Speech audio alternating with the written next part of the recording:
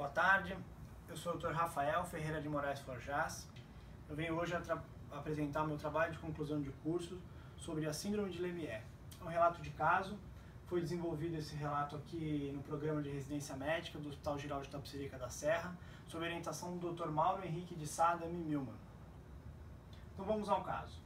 Paciente masculino de 42 anos, ele tinha uma queixa de dor de garganta há 10 dias com edema cervical progressivo à esquerda e inchaço do braço ipsilateral há 3 dias. O exame físico, ele apresentava um bom estado geral, afebril e a temperatura de 36 graus Celsius. Tinha uma frequência cardíaca de 104 batimentos por minuto e 20 incursões por minuto da frequência respiratória. A região cervical anterior esquerda tinha um edema importante com linfonodos dolorosos da palpação, fibroelásticos e móveis. Os linfonodos tinham cada um mais ou menos 2 centímetros de diâmetro. O edema do braço esquerdo era importante, era de 3 cruzes em 4, com GUD positivo, cianose de membro superior esquerdo distal não fixa e o pulso radial e ulnares eram presentes, eram preservados.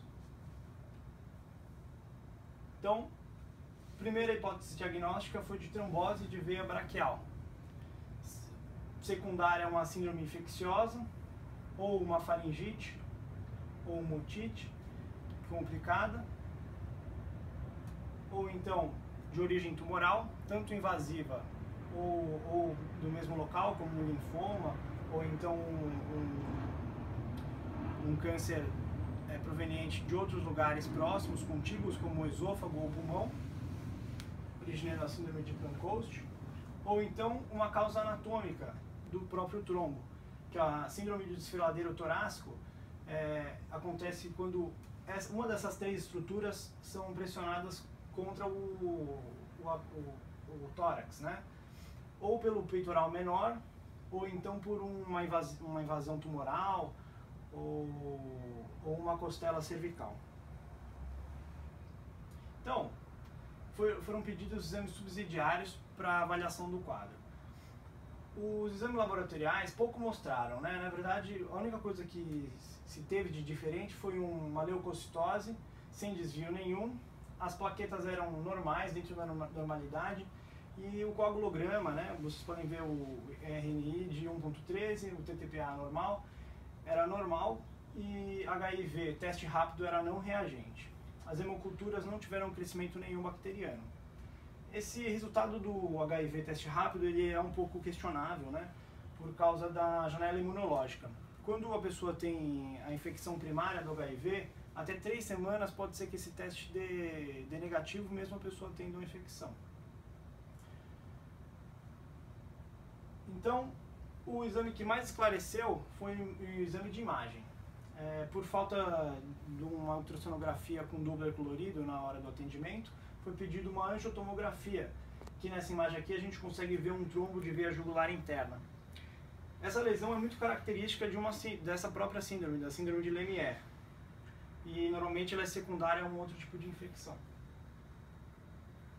O diagnóstico de síndrome de Lemierre é feito com 4 critérios clínicos, sendo que 2 deles têm que estar presentes para você fechar o diagnóstico. A faringo ou cervicalgia anterior importante é um dos critérios que esse paciente preenchia. A bacteremia por Fusobacterium necrophorum, que é a bactéria mais envolvida nesse tipo de infecção. A trombose de veia jugular interna, que esse paciente também possuía, que era caracterizado ali pela angiotomografia, e uma embolia séptica pulmonar, que não foi caracterizada porque a gente não pediu nenhum exame de imagem para avaliar isso, então ele não teve clínica. Esses 4 critérios diagnósticos, ele está presente em 5 trabalhos que a gente pesquisou na literatura, sendo que um deles, um dos mais importantes, está aqui embaixo, que é descrito pelo Ocupari e foi publicado em 2012. Então, o diagnóstico ele é feito entre 10 e 35 anos de idade. Essa imagem é bem característica, né? Então crianças e adultos jovens são os mais acometidos e é uma doença muito rara, de 0,6 a 6 casos por milhão por ano, numa população de 15 a 24 anos. Foi descrito por Borges em 2011 essa incidência. A síndrome Lemierre, ela é classificada como uma septicemia pós-anginosa. Foi descrita a primeira vez em 1889, descrito como Bacillus funduliformes, que é a bactéria que foi isolada, e ela é um sinônimo do Fusobacterium necróforo. Tem 23 sinônimos para essa bactéria, na verdade, mas hoje em dia classifica-se só por esse nome e esses foram deixados todos de lado. Essa aqui é uma microscopia editada, na verdade, ela foi colorida artificialmente e foi pega no Medscape, e é o Fusobacterium necróforo, é um bacilo, né? Então, a maior causa, né, o lugar que se faz o trombo séptico por causa dessa bactéria é a tromboflebite de veia jugular interna. Ela pode ter diversas origens. Lesão inflamatória da nasofaringe, que é o que a gente suspeita do nosso caso, boca e mandíbula, então tumores de mandíbula e boca, ou lesões mesmo infectadas, otite média aguda e mastoidite, endometrite puerperal, apendicites e infecção do trato urinário. A gente pode notar que todas essas infecções, elas normalmente se complicavam antes da era do antibiótico. E caracteriza-se também ao quadro clínico torcicolo associado à febre. Após o quarto ou quinto dia, a febre se manifesta e ela não cessa. Nos casos mais brandos, acontece no 9º ou 12º dia e a febre não tem tanto relação com a dor cervical ou torcicolo latente.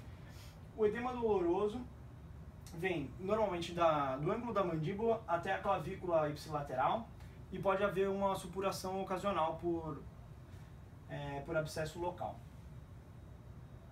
A fisiopatologia. Como acontece essa doença, né?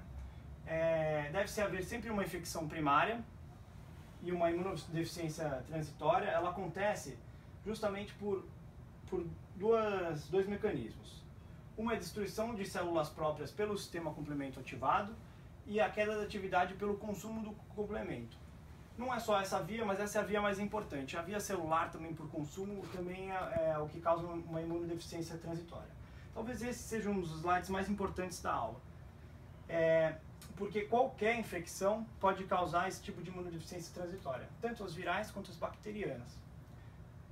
As bacterianas têm um local importante que é na verdade a ativação maior do sistema complemento por causa dos lipopolissacarídeos que estão presentes na membrana plasmática do gram-negativo. Além disso, o que se liga a esse lipopolissacarídeo é o antígeno O. Na verdade é um ramo da lipoproteína, né, do lipopolissacarídeo, que reage de uma maneira diferente tanto com a parte da coagulação quanto a parte do sistema complemento de defesa.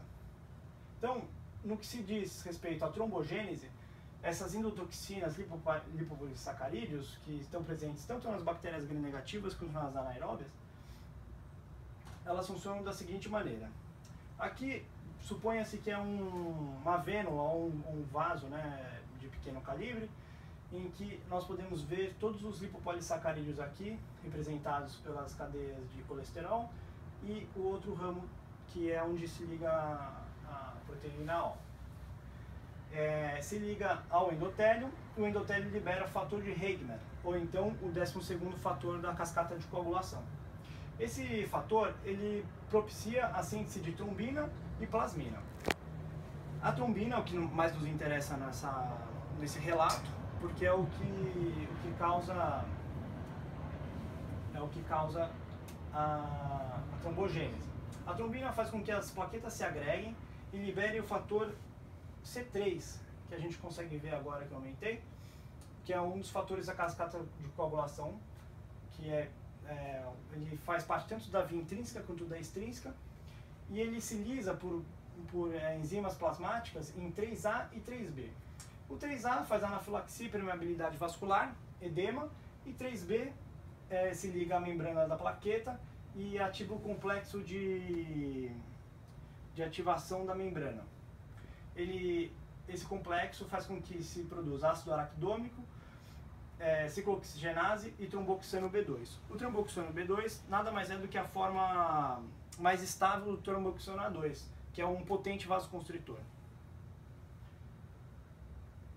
Então, pensando assim, a gente pode já pensar no que pode dar de complicação esse tipo de doença, né? Então, uma das complicações temidas é a progressão do trombo, que está na veia jugular interna, então pode ir tanto para cima quanto para baixo, né? Sistema nervoso central, seio petroso, seio sagital, quanto também para a veia braquial e cava superior. O êmbolo metastático é uma das complicações mais comuns, na verdade, dessa doença, o que leva também ao choque séptico. Então, aqui a gente consegue ver, pelas manifestações clínicas, quando a pessoa tem um êmbolo metastático, normalmente o sítio é o pulmonar,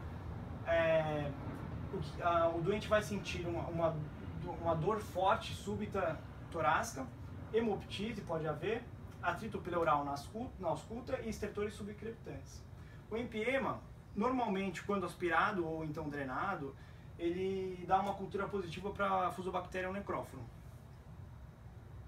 Essa aqui é uma tomografia sem contraste na janela pulmonar que mostra aqui uma caverna, né, mostrando um abscesso pulmonar pós síndrome de Lamierre. Então, o que se pode fazer para evitar essas complicações? O que se preconiza na literatura, na ampla maioria dos trabalhos, é anticoagulação plena e antibiótico terapia. A anticoagulação plena ainda, em 2 trabalhos apenas que a gente pesquisou, se fala controversa porque, em tese, poderia aumentar a quantidade de trombos metastáticos. A antibiótico terapia ela deve ser de amplo espectro na primeira hora, como se fosse direcionada à sepse de qualquer espécie. E se houver realmente o diagnóstico de síndrome de Lamierre, sempre associar um beta-lactâmico com metronidazol para pegar toda a flora anaeróbia e também outras bactérias saprófitas que porventura possam estar ali na flora bucal e também intestinal.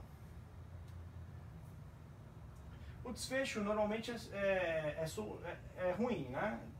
De 4 a 18% das pessoas que têm essa síndrome acabam morrendo.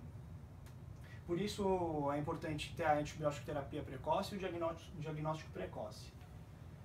Na era pré-antibiótico, quando não havia antibiótico disponível, a mortalidade chegava a 90%. André Lemierre, que acabou descrevendo uma série de casos, de 20 casos que ele acabou descrevendo, 18 acabaram morrendo. O aumento da incidência da síndrome de Lemierre nos últimos 20 anos tem 2 causas prováveis. Uma é a prescrição mais judiciosa de antibióticos para a infecção da via aérea superior, e a outra é o aumento da resistência bacteriana, que também pode se associar à sobrevivência de algumas bactérias e aí a propiciação do êmbolo e trombo, né, na corrente sanguínea. Normalmente o Fusobacterium necróforum ele não tem uma resistência acentuada frente aos antibióticos, mas outras bactérias relacionadas a síndromes, não tanto quanto o Fusobacterium necróforum, tem sim resistência, como é o caso do Streptococcus pyogenes e Streptococcus epidermidis, por exemplo. Então, o nosso paciente foi anticoagulado em uma anticoagulação não plena, na verdade, mas ele teve um desfecho favorável. Diminuição progressiva do trombo no acompanhamento ambulatorial e resolução da dor em 2 semanas. E a melhora progressiva do edema. Na verdade, ele foi anticoagulado com heparina não fracionada, em regime de internação, durante 10 a 11 dias, junto à varfarina, né, até atingir a faixa terapêutica, que era um NR de entre 2 e 3. E até hoje ele acompanha no ambulatório de vascular do hospital, com acompanhamento e anticoagulação com varfarina. Então é isso. Esse é o caso que eu tinha que apresentar. Estou aberto aqui para dúvidas.